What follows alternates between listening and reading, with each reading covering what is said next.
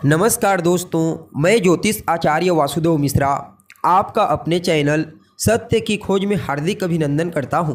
दोस्तों, आज का यह ज्योतिष का कार्यक्रम आप लोगों के लिए यानी कि मिथुन राशि वालों के लिए बड़ा ही खास कार्यक्रम साबित होगा।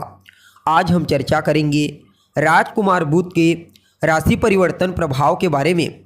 जी हाँ, युवराज बुध 10 मई 2024 की रात्रि 7:20 पर अपनी वर्तमान नीच राशि मीन राशि को छोड़कर भूमिपुत्र मंगल की मूल त्रिकोण राशि मेष राशि में पुनः प्रवेश करने के लिए जा रहे हैं, जहां कि वो 31 मई 2024 की दोपहर 12:20 तक रहेंगे।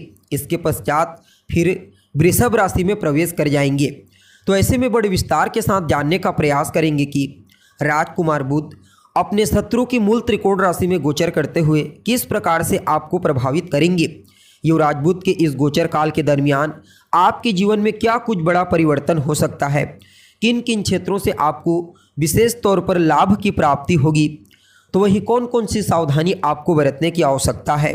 युवराज बुध के इस राशि परिवर्तन प्रभाव को और ज़्यादा बेहतर परिणाम प्रदायक बनाने के लिए क्या उपाय आप कर सकते हैं, सभी बातें आपको विस्तार पूर्वक बताएंगे।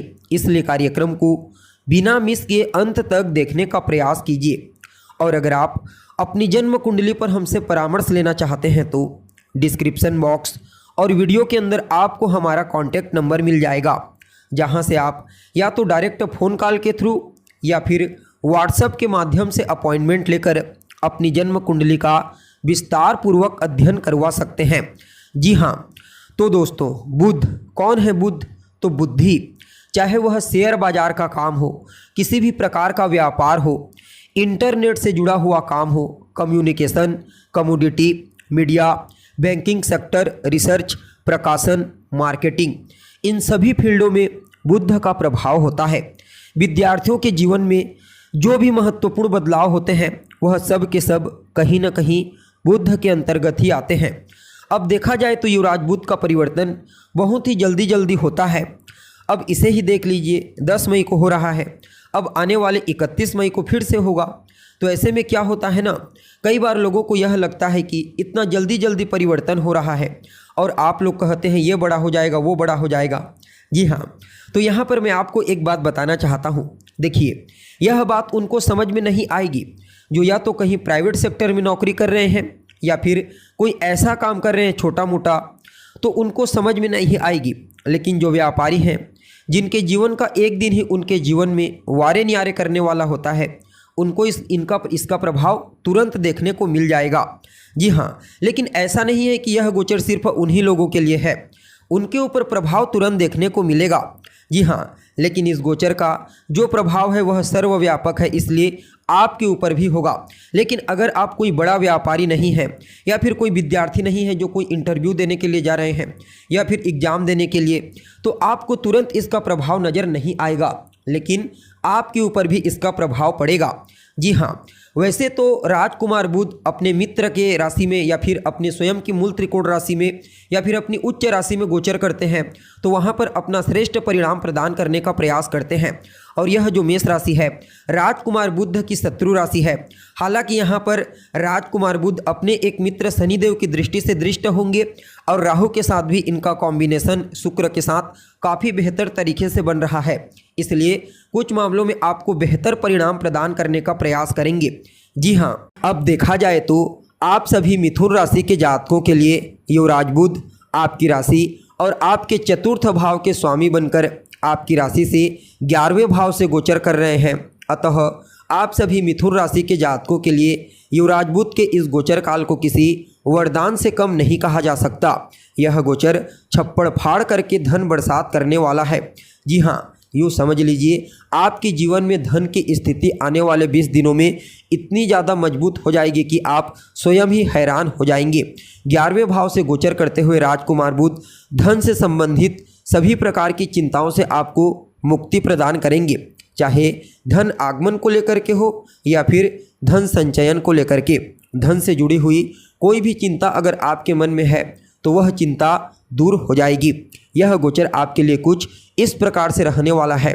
जहां आपके जीवन में धन का आगमन एक नहीं बल्कि अनेक सोर्स से आपको देखने को मिलेगा।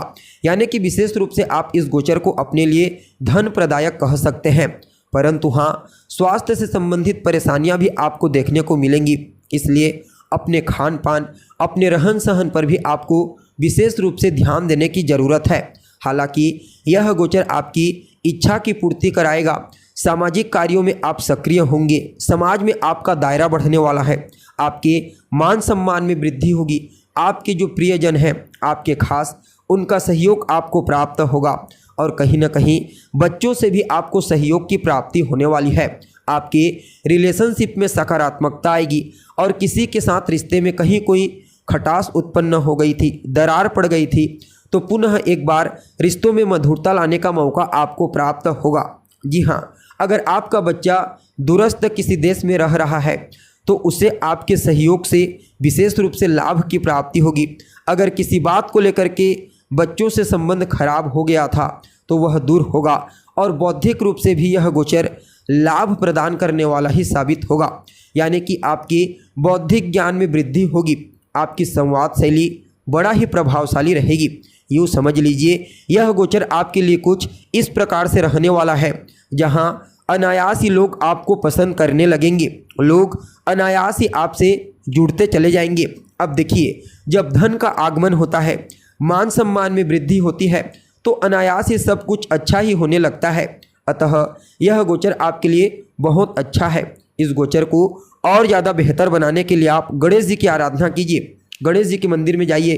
खास करके बुधवार के दिन आप उनके मंदिर में जाइए, उन्हें दूर्वा अर्पित कीजिए। बाकी यह गोचर आपको बड़ा ही अद्भुत और श्रेष्ठ परिणाम प्रदान करेगा। जी हाँ, तो दोस्तों, हमें उम्मीद है जानकारी आपको पसंद आई होगी। जानकारी अच्छी लगे तो इसे अपने दोस्तों के साथ, अपने रिश्तेदारों के साथ शेयर अवश्य करें। अभी के लिए बस इतना ही। पुनः मुलाकात होगी एक नए और ताज़ा एपिसोड में। तब तक के लिए नमस्कार।